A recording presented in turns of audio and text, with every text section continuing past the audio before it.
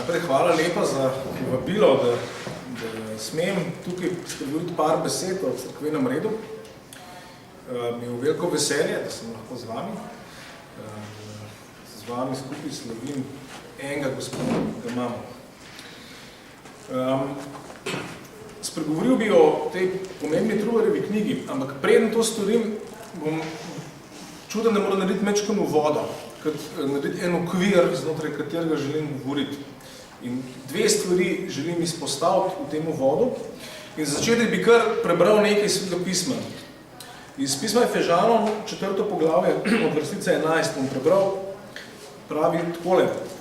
In on, namreč Kristus, je dal, da so nekateri apostoli, drugi preroki, spet drugi evangelisti, spet drugi pastiri in učitelji, da se sveti usposobijo za delo služenja, za izgrajevanje Kristusovega telesa.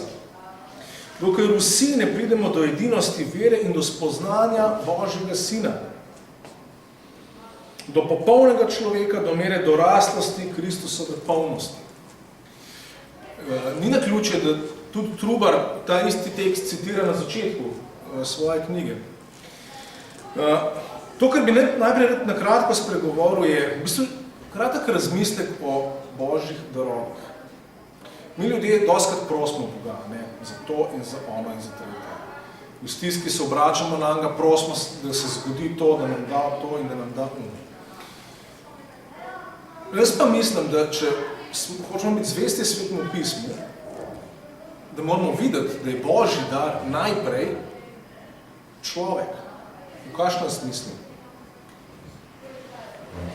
Ko smo ljudje v stiski in ko vpijemo k Bogu za rešitev, Bog največkrat odgovori tako, da pošlje enega človeka ali pa več ljudi. In ta tekst, ki smo ga tukaj prebrali, govori točno o tem. Ampak lahko gremo tukaj že nazaj, že v stari zavezi vidimo ta vzorc. Božje ljudstvo je v težavah, padajo v razne probleme in vpijajo k Bogu. In kaj Bog jim obudi? Sodnika, preroka, pravičnega kralja, karkoli od tega. To je vzorc, ki ga vidimo skozi celo staro zavezo. In seveda, potem, ko Bog se odloči rešiti svet, spet postopi enako, obudi Boga, človeka, Jezusa iz Nazareta.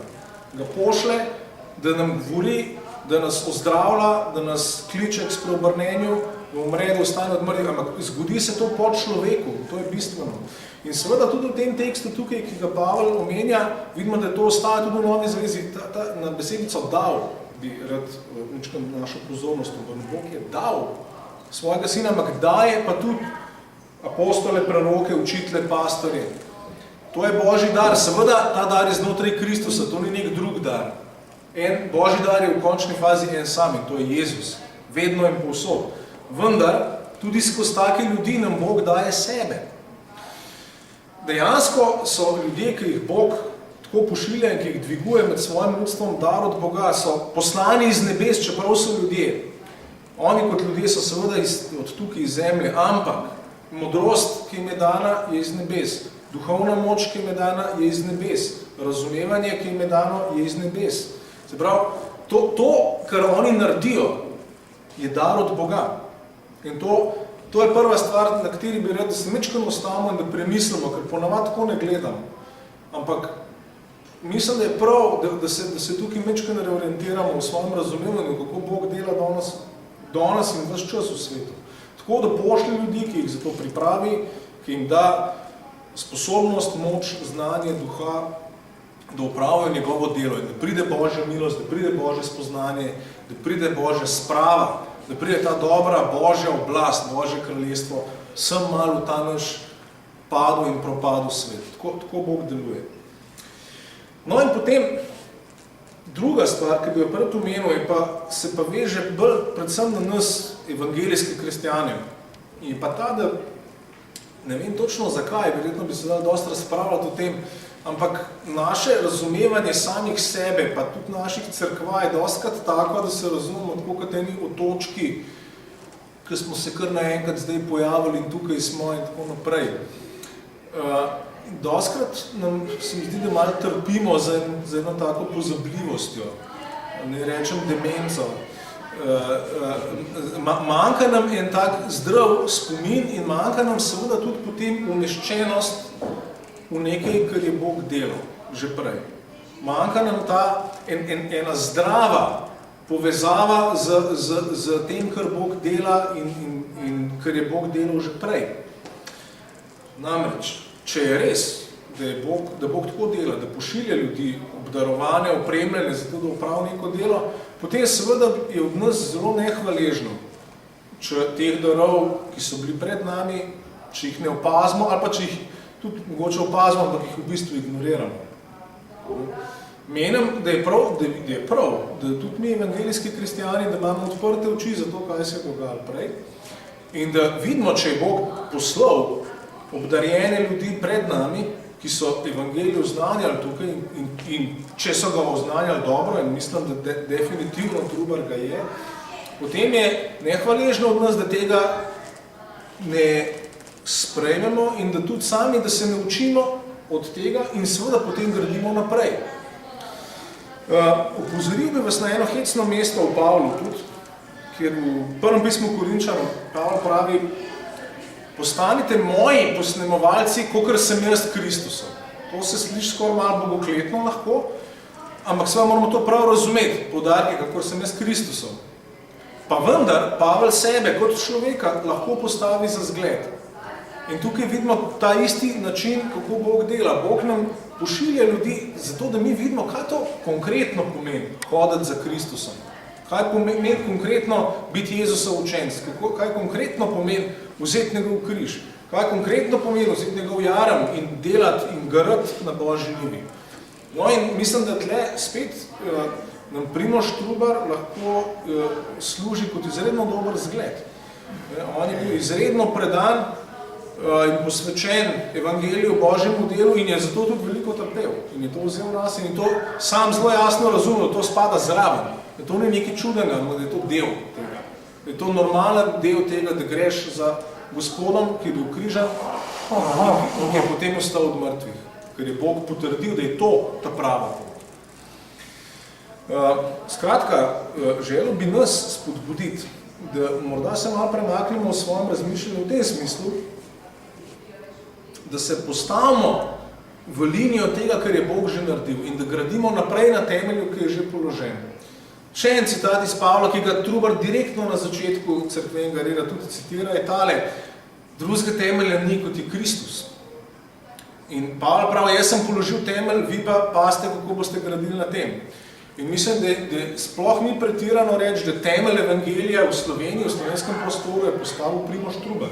Iz njegovih knjig in tudi iz prevoda Svetega pisma se jasno vidi, da je človek o znanju evangelij in je postavil temelj enostavne, preproste vere v Jezusa. Se pravi, če mi želimo biti zvesti Bogu, je prav, da sebe vidimo kot nadaljevalci tega dela. To zdaj ne pomeni, da bomo vse delali do pikce tako kot Trubar, ampak definitivno moramo pa videti, da temelj je že bil položen. Mi pa na njem gradimo, tako kot nas Bog do nas vodi, tako kot nas naša vest do nas govori. Ampak temelj je bil položen. Se pravi, to se mi zdi pomembno, no, ker včasih se mi zdi, da smo malo žrtvi tudi ene take individualistične miselnosti, ki pravzaprav prihaja iz tega potrošniškega okolja, v katerem živimo. Da pač vidimo sebe, ono drugo ni važno. Bog gleda, Bog dela na dolgi rok in Bog je postavil stvari. In mislim, da s tem, če mi spoštujemo in tudi, da se učimo konkretno od teh, ki so šli pred nami, s tem mi ne izkazujemo časti Trubarju. S tem mi izkazujemo čast Bogu, ki ga je poslal, ki je dal te dobre darove tudi slovenski cerkvi. To želim poudariti. Tukaj ne gre za to, da slavimo človeka. Tukaj gre za to, da se postavimo v kanal, po kateri je Božja milost pritekala in po kateri še priteka. In ta kanal je pa spet v končni fazi samo en. In to je evangelij, to je oznanjevanje imena Jezusa, ki je bil križan za nas, ki je ostal od mrtvih. To sem hotel narediti malo kot okvir, znotraj katerega želim govoriti o tej knjigi. Zdaj, to je bela knjiga. Knjiga je špeh, bi rekel. Tukaj noti ogromno enih stvari. Zdaj, O samih okoliščinah nastanka, o problemih takrat, o problemih poznej, se mi zdi bilo že veliko povedanega, tako da se jaz danes ne bi na to osredotočil. Tudi jaz sam sem pred leti nekaj pisal o tem, lahko na internetu poiščete en tekst o tem. Danes se mi zdi dobro, da bi se posvetili kar res vsebini knjige, kaj sploh tle not je. Najprej, kar lahko rečemo, kaj ta knjiga dejansko je priročnik za pridigarje. Ali pa, če hočemo malo razširiti, priročnik za krščanske delavce. Zelo enostaven in zelo praktičen in zelo direkten priročnik za pravzaprav vsakoga, ki hoče delati za Boga, če rečemo tako. Vsak, ki je tako ali drugače v neki božji službi, je to knjiga za njega. Trubar je imel to pred očmi. To je v bistvu, zato on govori skozi o pridigarjih, ne samo tisto eno poglavje, ki govori o tem, kako so pridigarji postavljeni, ampak dejansko celotna knjiga je namenjena novim pridigarjem, novim delavcem v Božjem vinogradu. In tukaj mislim, da je ta knjiga dosti unikatna. Jaz pravzaprav, če razmišljam, v slovenščini nobene takele knjige, kot je tole. In saj ne na protestantskem področju, pa tudi za katoliško področje, saj da je bilo to v eni sami knjigi, mislim, da ne obstaja. Najbližji temu je morda tale knjiga, Agenda, od naših, če ne reč, starejših bratov, evangeličanov, luteranov. To je bogoslužni red. Ampak dejansko tole bi kvečemu ustrezal tretjemu delu cerkvenega reda Trubarjevega. Sprav je tukaj ena podobna knjiga in tudi ta knjiga sama se saj približno navezuje na Dalmatinovo knjigo, ker Dalmatin je izdal knjigo s naslovom Agenda leta 1584. In se pravi, tukaj ena tradicija obstaja. Ampak tale Trubarjeva knjiga je dejansko debelejša, ker ima not precej več in združuje različne stvari. Zdaj, seveda, ko beremo to knjigo, lahko v bistvu začutimo Trubarjevo vizijo za slovensko cerkev. Trubar, ko je to pisal, je imel pred očmi cerkev slovenskega jezika, cerkev slovenskega naroda in že ta sama vizija je dosti radikalna, ker Slovenci takrat nismo obstajali niti kot neka jasno razumljena narodna entiteta, še manj pa kot politična. Ljudje, ki so govorili slovenski jezik, tako kot ga je Trubar razumel, so živeli v treh deželah, bi rekel državah, na Kranjskem, Koroškem, Štajerskem, mogoče v Istri tudi. Se pravi, to so bili ljudje, ki so bili v 3-4 različnih političnih formacijah. Ampak Trubar je imel videnje, vizijo, da bo tukaj ena cerkev, ki bo uporabljala tale priročnik in se bo organizirala v skladu s tem, kar tukaj piše. No in jasno, seveda, Trubar je vedel, da je to cerkev treba opremiti, da je treba te cerkvi dati čist praktične pripomočke, kako naj funkcionira. Gotovo prvi pripomoček ni ta knjiga, ampak je prevod Svetega pisma, ki vemo, da se ga je Trubar lotil in ki ga vemo, da je tudi dokončal potem Novo zavezo in psalme. On, njegov učenc, ki ga je Trubar osebno tudi finančno podpiral, Dalmatin, in pa potem celo Sveto pismo prevedel. Ampak vendar je bilo treba tudi to cerkev dati eno konkretno obliko, kako naj se uredi, kako naj funkcionira. In zato je Trubar tole knjigo napisal. Zdi se, da je on že nekoliko vedel, da ta stvar ne bo šla skozi, ker se zdi, da je pisana točno tako, da njega ne bi bilo. On je to knjigo napisal ob tem, ko je nastopil mesto superintendenta protestantske cerkve, se pravi nekega škofa, voditelja cerkve tukaj v Ljubljani. To je upravljal samo 2 leti, potem je mogel ujeti dokončno nazaj v Nemčijo, je bil izgnan. Ampak napisana je dejansko tako, da se zdi, kot da tudi če njega ni, pač stvar lahko funkcionira. Poglejmo zdaj vsebino na kratko. Dajmo mečkam pogled, kaj zdaj res govori in kako se je Trubar lotil te organizacije. Kot boste videli same knjige, tudi je glavna razdelitev je na 3 dele. Prvi del govori o krščanskem nauku, tako naslov ima tudi, drugi del govori o konkretnem postavitvi pridigarjev, kako prideš do novih pridigarjev, kako konkretno se to izpelje. In tretji del pa govori o obredih. In zdaj bi želel o vsakem od teh delov mečkam spregovoriti. Ta prvi del o nauku je v bistvu precej dolg, skoraj polovica knjige. In tukaj Trubar v bistvu napravi nekakšen povzetek lahko bi vsaj pogojno rekel, teološki povzetek krščanskega nauka. In to je spet z namenom, da bi tem novim pridigarjem dal en pregled, kaj morajo učiti, kaj morajo oznanjati, kaj je zdaj ta bistvena stvar, ki jo treba razglašati, ki jo treba oznanjati v cerkvah. In seveda Trubar začne z Božjo besedo in postav Božjo besedo na prvo mesto.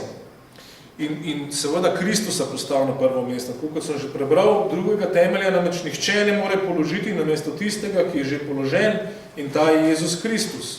In Kristus sam pravi, večno življenje pa je v tem, da spoznajo tebe, edinega resničnega Boga, in Jezusa, ki si ga poslal, da je on Kristus. Naj ponovim.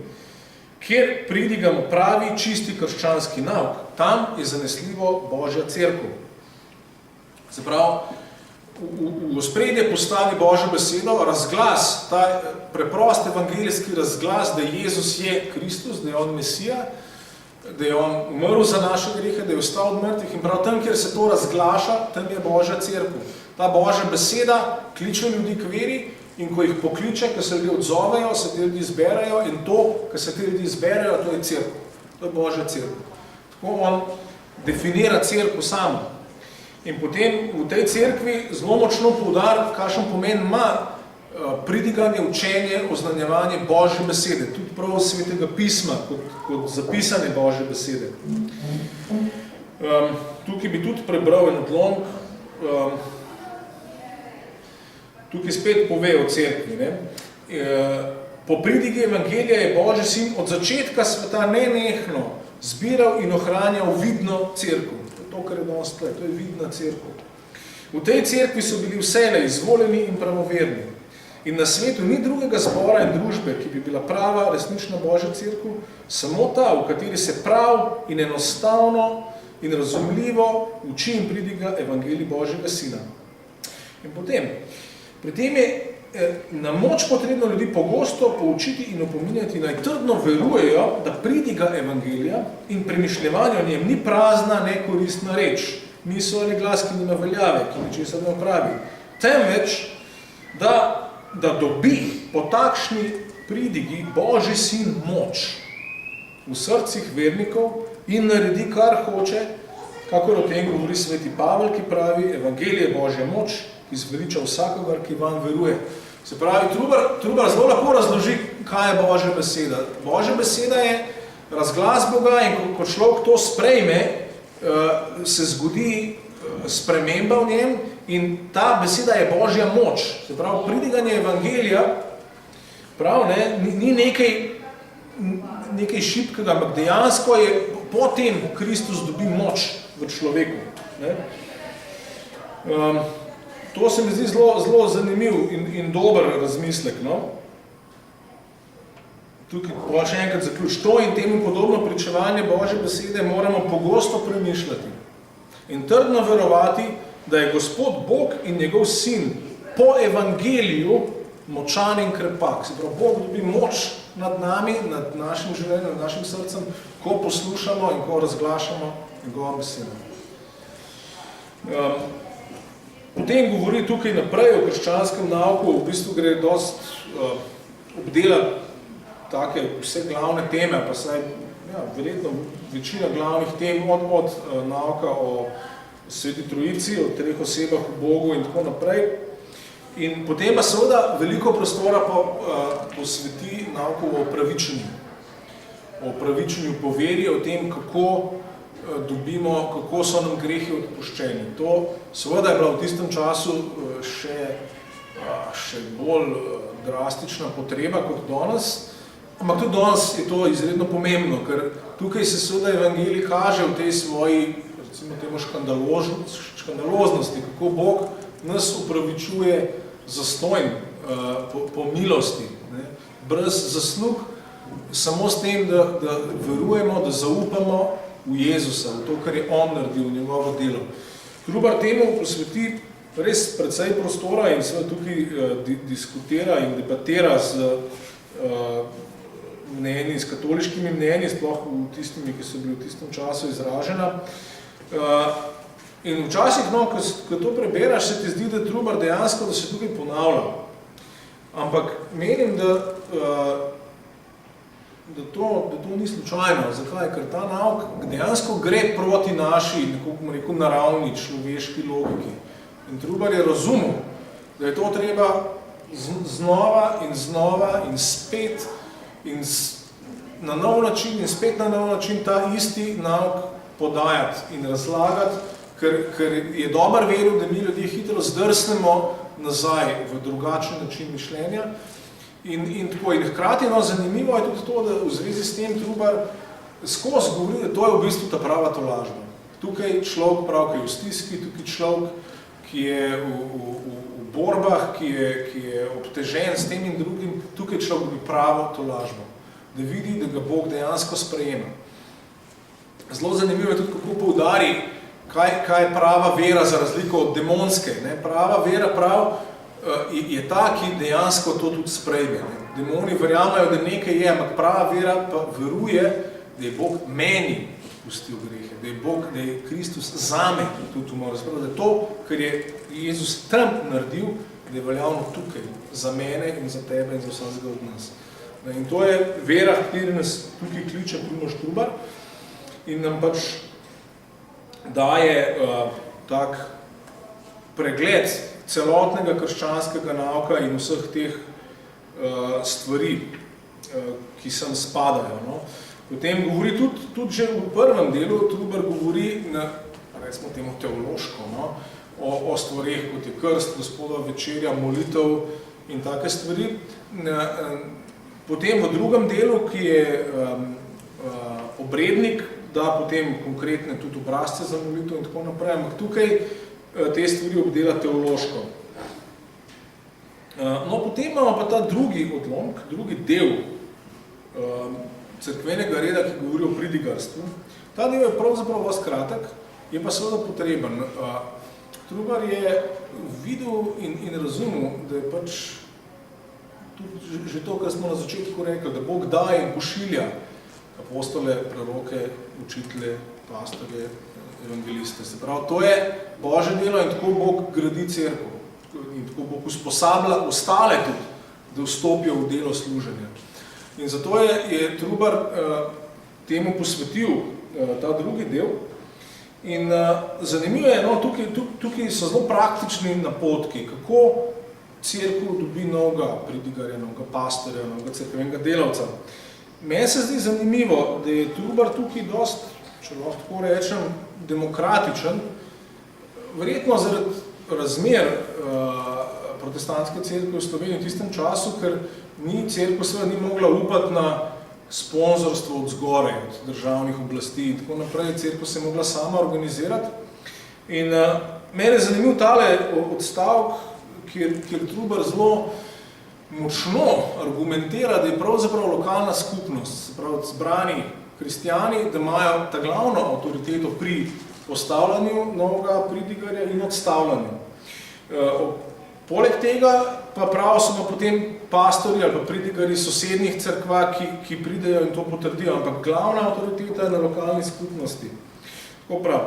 Poleg tega pa mora vsak dober kristjan vedeti, da je stara, prava cerkev od časa apostolov imela veliko stoletij običaj in navado, da so se kristjani, ko so želeli blagosloviti in postaviti škofe ali pridigarje, zbrali in izmed sebe, duhovnikov, študentov in izmed drugih ljudi, ki so bili pobožni, pošteni in razumni in so poznali pravo krščansko vero, izvolili enega ali več škofov in pridigarjev. Potem so iz bližnjih mest poklicali k sebi 2 ali 3 škofe, tisto škofa ali pridigarja, ki so ga izvolili, izprašali in zaslišali, ali prav veruje in uči, potem so ga potrdili. Cerkev in skupnost je izvolila in določila pridigarja, škofje in pridigarji pa so izvoljenega izprašali in zaslišali glede nauka in vere. Potem so ga z javno molitvijo in polaganjem rok blagoslovili in potrdili, kako smo slišali zgoraj. In potem Trubar navaja dejansko celo citate iz cerkvenih očetov, iz Ciprijana, Avguština pa Ambroža Milanskega, o tem, da je dejansko v prvih stoletjih, kako so krščanske skupnosti postavljale vodstvo, pa voditeljev skupnosti in pridigarje in duhovnike, kot bi se lahko tudi rekli v drugih tradicijah. Se pravi, Trubar tle v podporo navaja samo zgodno krščansko tradicijo, temu, kako se pridigarje ordinira.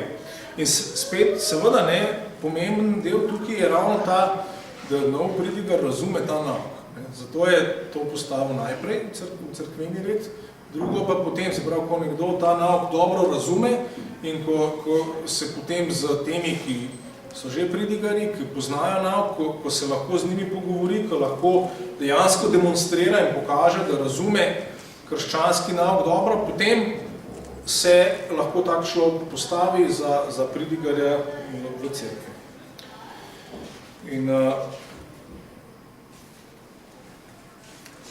to je seveda pomembno, ker to so čisto konkretno vprašanja, kako neka cerkev postopa v takih primerih, kakšen je postopek. Tukaj potem tudi že navaja konkretno tudi molitve, kaj se moli potem, ko se ordinira novega pridigarja in tako naprej. No, potem imamo pa tretji del o obredih. Ta del je tudi precej dolg in zdaj tukaj je pa tako, nam evangelijskim kristjanom, vsaj nekaterim, bo to mogoče ničkam tuje, zato ker smo navajeni, da moramo spontano, da pač vsaka molitev, ki jo molimo, mora biti rečemo, iz srca, direktno k Bogu in pač uporaba obrazcev se nam zdi čudna. No, tukaj mogoče bo tudi dobro, da mečkam uvoda naredimo, glede tega, pa mečkam razmisleka o tem. Zdaj, vsekakor je prvo, tudi Trubar sam je rekel, da je molitev ta prijateljski pogovor z Bogom in gotovo je on sam tudi tako to razumel in prakticiral. Pa vendar, tukaj moramo paziti sami, da nismo, kaj bi rekel, da nismo farizejski. Namreč, mi vsi, ki se zberemo, pojemo tudi pesmi skupaj, ki so naprej napisane. Ne poje vsak kar nekaj po svoje, ampak pojemo skupaj pesem, zato, ker verujemo, da je tukaj v pesmi ena modrost noter, da je tukaj izraženo nekaj dobrega, in vsi tudi čutimo, vsaj včasih imamo od tega eno duhovno korist, duhovno spodbudo. In menim, da je podobno je s temi napisanimi molitvami, z obrazci. To nam je dan v spodbudo, to nam je dan, da v bistvu razširi tudi malo naš horizont, ker to sem slišal, zelo dober argument je o tem, če zmeri moliš samo iz sebe, potem si samo tam, kjer si. Če pa moliš molitev, ki je recimo preizkušena, ki je šla skozi par stoletij krščanske rabe in je prestala preizkus, potem da pa ta molitev prestal malo drugem, prestavite mogoče v malo globje dojemanje Boga, v malo globje dojemanje sebe, v malo drugačno perspektivo. Se pravi, zdi se meni, jaz sem se pač spreobrnil v tej evangelijski binkošni tradiciji in mi je bilo na začetku to tuje, sem prišel do tega, da vidim, kako pomembno je oboje. Moliti iz srca svobodno, ampak tudi uporabljati dobre molitve, ki so jih napisali te, ki so bili pred nami in ki so se tudi izkazali za preizkušanje v cerkvi. No in tudi v tem smislu, sej Trubar sam, vemo je v tem cerkvenem redu, prvič ta knjiga ni napisana iz nič, iz nule. Dejansko je Trubar je prevedel in priredil že obstoječe cerkvene rede in tudi te cerkveni redi, če greš malo raziskovati v molitvah, ki jih navajajo v tem obrednem delu, je zelo zanimivo. Molitve v bistvu ostajajo podobne, včasih tudi enake kot prej v srednjem veku. Seveda so jih na nov premislili v luči evangelija, v luči reformacijskih spoznanj, ampak niso kompletno zavrgli tega, kar je bilo prej. Pogledali so to, kar je bilo, določene stvari so spremenili, ampak veliko stvari je pa ostalo od prej. Se pravi, molitve, ki jih imamo tle not, niso samo iz Trubarjevega časa, nekateri grejo še delč nazaj.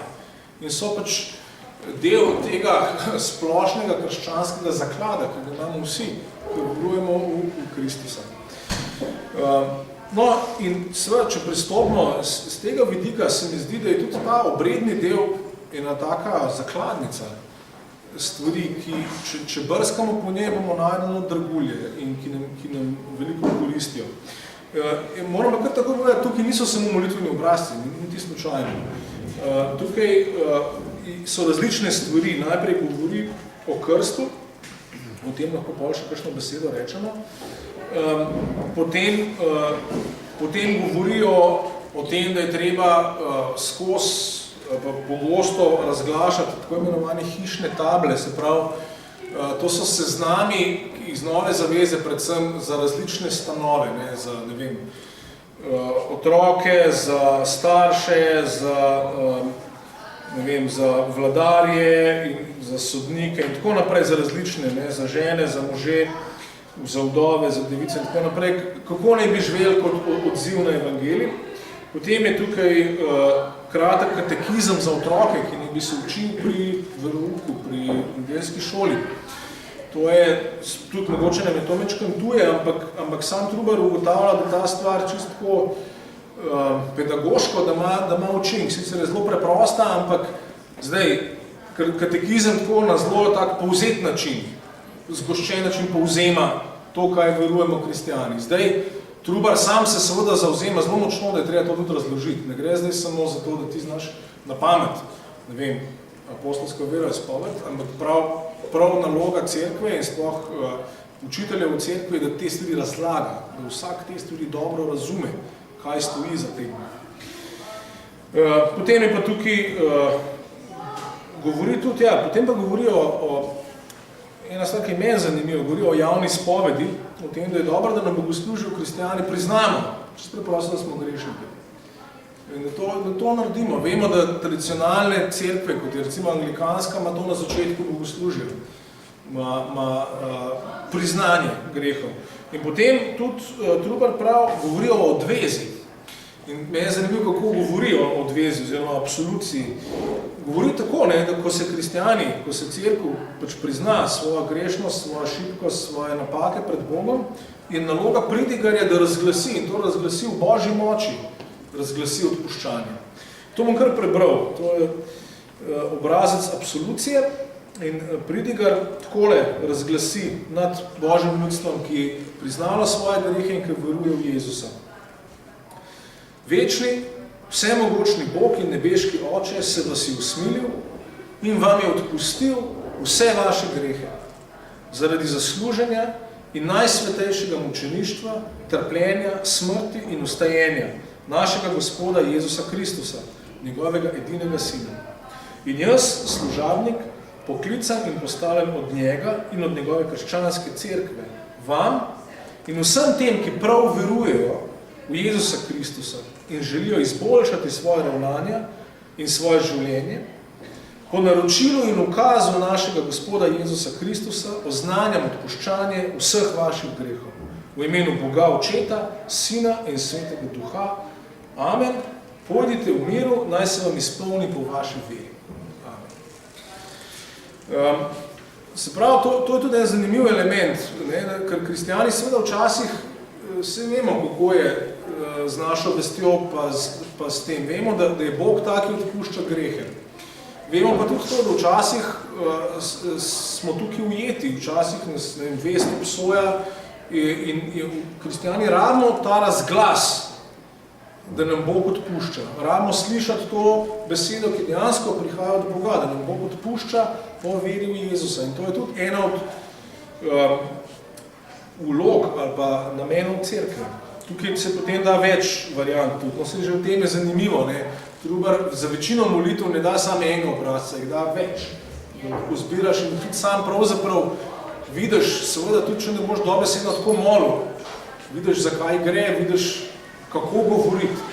No in ravno na to hočemo upozoriti. V tem obredniku je poleg konkretnih molitev, kako recimo, kako naj se obhaja Gospodova večerja, kako naj se moli v cerkvi, razne molitve za razne priložnosti, potem Trubar podaja tudi, lahko rečemo, kar kratke pridige za različne priložnosti. Tudi delno že tudi pri teh glavnih stvareh, ob Gospodovi večerji in tako naprej, še bolj pa potem za različne stvari, ki jih imamo v cerkvi, recimo razne pridige, kaj govoriti, kaj pridigati, ko se dva poročita. Imamo več tega. Kaj govoriti, kaj pridigati, ko obiščeš nekoga, ki je bolan in ga želiš potolažiti. Kaj govoriti nekomu, ki je bolan že dolg časa in obopava. Kaj govoriti nekomu, ki je v zaporu. kaj govoriti o nekomu, ki je v zaporu, pa ustraja v svoji upornosti in trmi. Kaj govoriti, ko nekdo umre, kako to laže tudi in tako naprej. To vse najdemo v tem drugem delu obrednika, se pravi. Tukaj, jaz mislim, tukaj je zbrana pač ena krščanska modrost, ki nam je dana, da se posvetujemo z njim. Se pravi, včasih kakšne stvari bomo mogoče lahko dobesedno uporabljali, kakšne stvari bomo uporabljali tako, da jih lahko, da saj absorbiraš eno idejo, eno misel in jo potem posreduješ drugače. S kakšnimi stvarmi se ne bomo strinjali, ampak vseeno imamo tukaj sogovornika. Imamo nekoga, ki je že naprej saj poskušal razmišljati o tem, kaj ne bi bila krščanska beseda v raznih teh konkretnih življenjskih situacijah. To je tako en tak zelo hiter pregled te glavne vsebine. Ja, skratka, tukaj je ogromno enih stvari. Zdaj, že kar naprej vas ne opozorim, branje te knjige ni enostavno, ne pričakovati lahkotnega branja, ker ni. Napisana je tudi v jeziku, ki je dosti težek. Že tudi zdaj, če ste opazili, stavki so enormno dolgi. Tako da zahteva določen napor. Ampak povem vam pa tudi to, če boste vztrajali, boste not našli, kot sem rekel, dragulje. Tako kot v vsaki skrini zakladi, moraš nekaj časa brskati in potem dobiš ven dejansko čudovite stvari. Tako da vas zelo močno spodbujam, da sploh vse tako ali drugače delate v cerkvi, da ste v Božjem delu. Mislim, da je ta priročnik je ključen za nas. In prav to, da imamo zdaj dejansko stvar v prevodu, v normalni današnji slovenščini, mislim, da je pravzaprav zelo velika pridobitev za nas. In dejansko je, se mi zdi prav, da kristjani, evangeljski kristjani, tudi danes dejansko tudi v tem smislu gradimo naprej od tega, kar je že. Da ne prezremo tega, ampak da štartamo od tega in gremo naprej. Seveda bodo stvari tudi, s katerimi se ne strinjamo. Vemo, da saj pri nekaterih bo problematična Trubarjevo vztrajanje na krstu otrok. Tukaj vemo, da so mnenja različna in seveda zdaj eno je, da to lahko beremo v kontekstu Trubarjevega časa, ampak po drugi strani se mi zdi pa tudi pomembno, da se zavedamo, da celo med evangelijskimi kristjani v zadnjem času se mi zdi, da prihaja do nečesa, čemer bi jaz rekel zrelost. In to je to, ali pa ponižnost, in to je preprosto spoznanje, da se kristjani glede tega vprašanja razhajamo. Da dejansko so večino časa v krščanski zgodovini bili tudi kristjani, ki so otroke krščevali, če mislimo, da krst otrok ni v redu, oziroma obratno, da pač so bila tudi ves čas so bili pomisleki, a je krst otrok res najboljša stvar. In recimo, vesel sem, da slišam, da nekatere cerkve danes prakticirajo oboje. Dejansko prepustijo odgovorni vesti posameznika, da ali bo krstil otroke, ali bo dejansko krščeval odraslega. In to se mi zdi, bi bil znak ene krščanske zrelosti. Tako da se mi zdi, da tukaj na taka vprašanja, tudi ponaletimo v Trubarjevi knjigi na njih, moramo pristopati z eno krščansko držo, ki je tukaj usmiljeni pa milost in do drugače misleči. Ker dejansko naše središče je Kristus in njegov evangelij. Vemo pa, da obstajajo razlike med kristjani glede tega in morda niti ni nujno tako slabo, da te razlike so, oziroma saj moramo znati razlikovati, kaj je bistveno in ne, in potem kristjani, ki imajo glede nečesa drugačna mnenja, jih moramo znati sprejemati kot dejansko, kot svoje brate. Ja. V glavnem, pred nami je knjiga, ki nam lahko prinese tudi eno novo zavest, kam mi spadamo tukaj, kot kristjani, ki verujemo v evangelij, kje stojimo, kaj je bilo pred nami in dejansko nam lahko da eno mičko bolj jasno, bolj trdno identiteto, tudi kdo smo mi tukaj. Ker to je včasih problem pri nas. Tudi danes čisto konkretno, to ni samo filozofsko vprašanje, to je zelo konkretno pastoralno vprašanje, če hočemo. Ljudje, ki nas srečajo, nas sprašujejo, kdo ste vi, od kje ste prišli, kaj je zdaj to. In zdaj, če mi lahko res iz srca, mi nadaljujemo to delo, ki ga je začel Primož Trubar In seveda, če to lahko rečemo zares, ne samo tako na fasadi, če dejansko poznamo, kaj je Trubar delal, kaj je hotel, če dejansko njegove sadove uporabljamo, potem se mi zdi, da je naša identiteta dosti bolj trdna in tudi imamo neko večjo avtoriteto, kako govoriti Božjo besedo in evangelij danes tukaj Slovencem. In obenem, kot sem na začetku rekel, mislim, da na ta način spoštujemo darove, ki jih je Bog že dal. In če darov, ki jih je Bog dal, ne spoštujemo, če jih ne sprejemamo, potem smo, ampak hkrati pa prosimo Boga, daj Bog, daj da rastemo, daj da naše delo uspeva, pa smo tako kot razvajani otroci, ki pač so se naveličali ene igračke, pa hočejo drugo. Če pa te darove sprejemamo, pa častimo Boga in spoštujemo Boga, potem smo na pravem mestu, da prosimo seveda tudi za nove darove, ki jih potrebujemo. To mislim, da je sporočilo cerkvenega reda za nas danes.